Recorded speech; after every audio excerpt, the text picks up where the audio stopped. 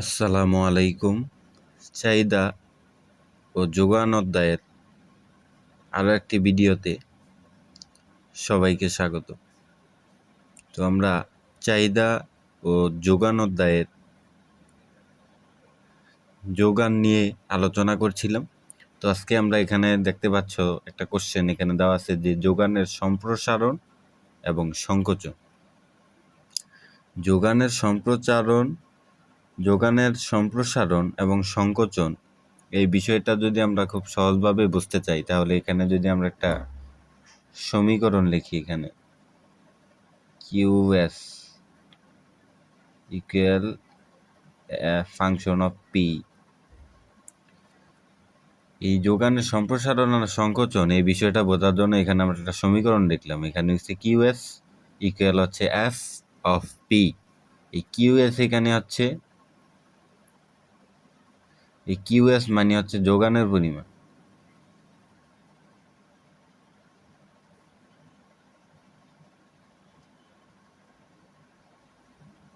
যোগানের পরিমাণ। আর এখানে এই P হচ্ছে দাম। তো এই সম্প্রসারণ আর সংকোচন বিষয়টা বোঝার জন্য এই সমীকরণটা এখানে আমরা একটু লিখে নিলাম। এখানে QS হচ্ছে কোয়ান্টিটি অফ সাপ্লাই, মানে হচ্ছে যোগানের পরিমাণ, আর P হচ্ছে দাম। তো এই পণ্যের দাম যদি অন্যান্য অবস্থা যোগানের সমীকরণের ভিতরে যোগান নির্ধারণকারী যে উপাদানগুলো আরও অনেক উপাদান আছে, কিন্তু যোগানের সম্প্রসারণ আর সংকোচনের জন্য এই দামই যথেষ্ট। অন্যান্য অবস্থা স্থির থেকে এই পণ্যের এখানে দিয়ে পণ্যের দাম এখানে দিয়ে দেওয়া আছে, পণ্যের দামটা অন্যান্য অবস্থা অপরিবর্তিত থেকে, মানে কোনো পরিবর্তন হবে না। এই পণ্যের দামটা যদি বৃদ্ধি পায়, তার ফলে এই পণ্যের দামটা বৃদ্ধি পেলে এই যোগানের পরিমাণটা কি হবে? বৃদ্ধি পাবে। তো এই পণ্যের দাম বৃদ্ধির ফলে যোগানের পরিমাণ দিয়ে বৃদ্ধি ঘটে। এটাকে এই এক নাম্বার যে বিষয়টা, পণ্যের দাম বৃদ্ধির ফলে যোগানের পরিমাণের দিয়ে বৃদ্ধি হয়, তাকে বলা হয় যোগানের সম্প্রসারণ। যোগানের সম্প্রসারণ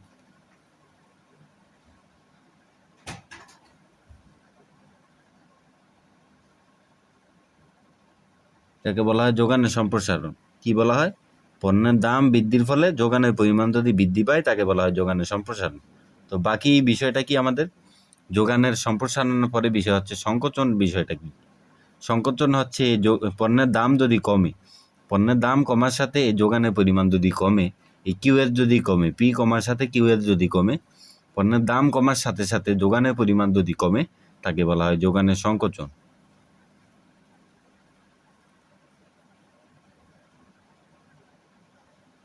যোগানের সংকোচন।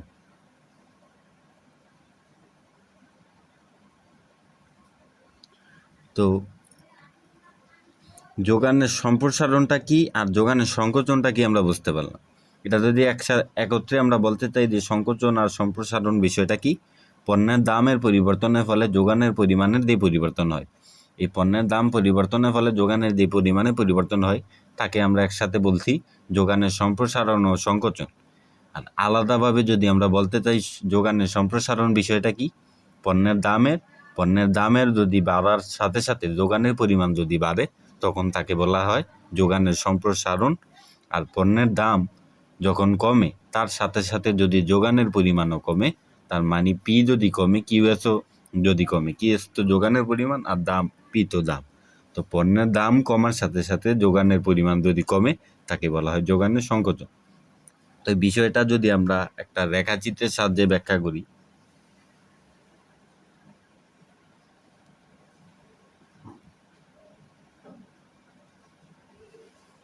তো রেখাচিত্রের সাহায্যে যদি ব্যাখ্যা করি আমরা বিষয়টা, এখানে যদি একটা রেখাচিত্র আঁকতে চাই,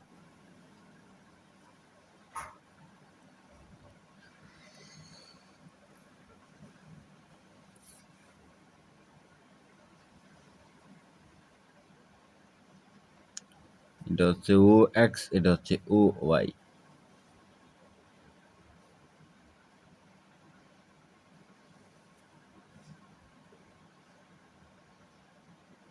এটা আমরা চিত্রটা যদি এঁকে নিই,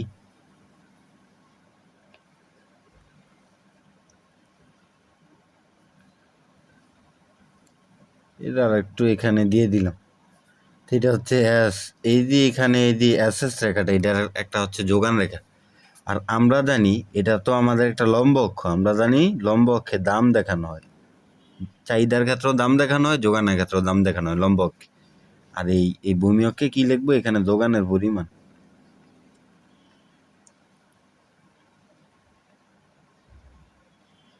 এখানে যোগানের পরিমাণ, এই ভূমি অক্ষে হচ্ছে যোগানের পরিমাণ আর লম্ব অক্ষে হচ্ছে দাম। তো এখানে যদি আমরা দেখতে চাই, এটা হচ্ছে পি আর এটা হচ্ছে এই, এখানে হচ্ছে P1 আর এখানে হচ্ছে P2, আর এই পাশে যদি নাম দিতে চাই, এটা হচ্ছে M2। এখানে এই চলকগুলোর নাম 1 2 3 দেওয়া, এই যে এখানে M, এখানে M1। কথা হচ্ছে এখানে যে এগুলির এই ভূমি অক্ষে যে এই যোগানের পরিমাণের যে নামগুলি দেওয়া হবে, এখানে তো একটা নাম দেওয়া হচ্ছে P1 দিব না 2 দিব, এটার সাথে মিল রেখে, এই দামের সাথে এটার সাথে মিল রেখে, এটা এই বিষয়টা দিতে হবে। যেমন এখানে P2-র সাথে M2, আর P এর সাথে M, আর P1 এর সাথে M1, এরকম আর কি মিল রেখে এগুলি দেওয়া হলো। এটা তেমন কঠিন বিষয় না, এটা হচ্ছে আমরা একটা যোগান রেখা আঁকলাম।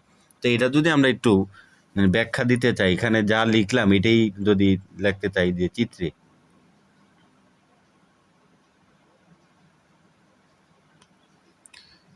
এটা যদি একটু ব্যাখ্যা দিতে চাই যে চিত্রে, এই ও এক্স অক্ষ মানে এটা তো লম্ব অক্ষ, তো লিখি লম্ব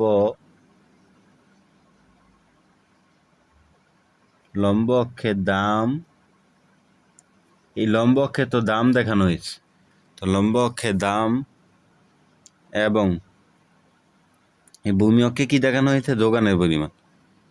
ভূমি অক্ষে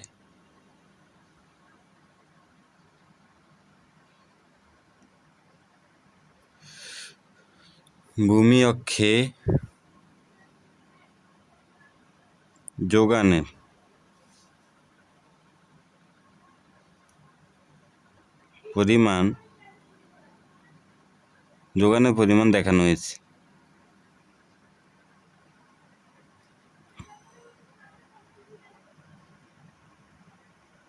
যোগানের পরিমাণ দেখানো হয়েছে, লম্ব অক্ষে দাম আর ভূমি অক্ষে যোগানের পরিমাণ দেখানো হয়েছে।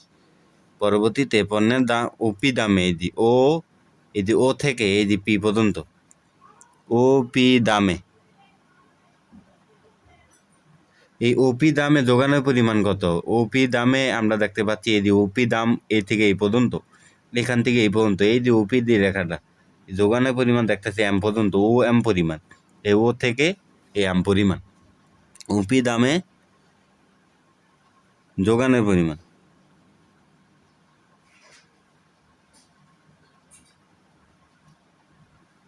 যোগানের পরিমাণ হচ্ছে ও এম, এই ও থেকে এম পর্যন্ত, ও এম পরিমাণ। পণ্যের দাম, এর পরবর্তী লাইনে পণ্যের দাম যখন বৃদ্ধি পায়,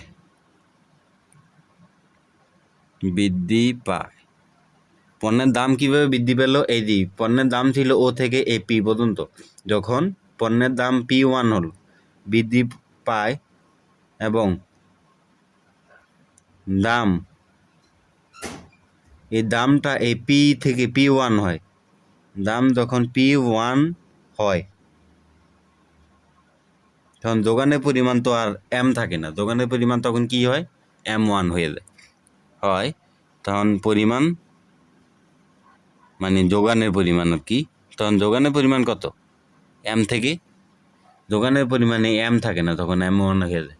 তাহলে এই বিষয়টাকে আমরা কি বলা হয়, এই বিষয়টাকে বলা হয় যোগানের সম্প্রসারণ।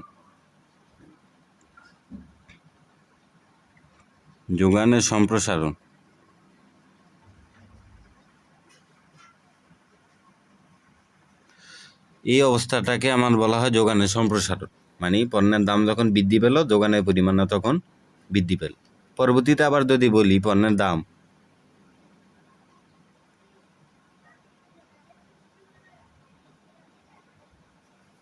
দাম এই পি থেকে P2 হলো,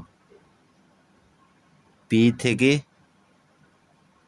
পণ্যের দাম যখন পি থেকে P2 হলো তখন যোগানের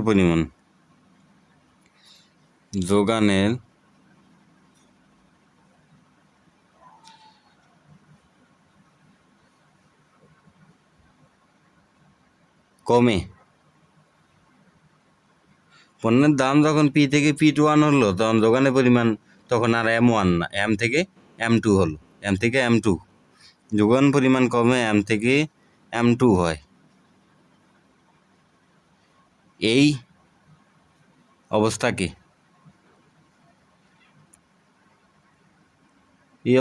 কি বলা হয়? যোগানের সংকোচন। মানে কমে গেল, পণ্যের দাম কমার সাথে যোগানের পরিমাণ কমলো, তার মানে কি হইল? এটা সংকোচন। তাহলে এই অবস্থাকে যোগানের সংকোচন বলে। এই অবস্থাকে যোগানের সংকোচন বলে। তা আমরা দেখলাম পণ্যের দাম ছিল P আর যোগানের পরিমাণ ছিল M। তো পণ্যের দাম যখন বাড়লো P1 হলো, যোগানের পরিমাণও বেড়ে M1 হলো। তাহলে পণ্যের দাম বাড়ার সাথে সাথে আমরা বলছি যোগানের পরিমাণ যখন বাড়ে তখন তাকে বলা হয় যোগানের সম্প্রসারণ। আবার পণ্যের দাম যখন এদিকে কমে গেল আর যোগানের পরিমাণও কি হয়ে গেল? এদিকে কমে গেল। তো পণ্যের দাম কমার সাথে সাথে যোগানের পরিমাণ যদি কমে তাকে বলা হয় যোগানের সংকোচন। তো এই বিষয়টা এখানে আমরা এতক্ষণ বললাম তা আমরা এই রেখাচিত্রের মাধ্যমে এখানে ব্যাখ্যা বিশ্লেষণ করলাম। তো আশা করি এই বিষয়টা সবাই বুঝতে পেরেছ।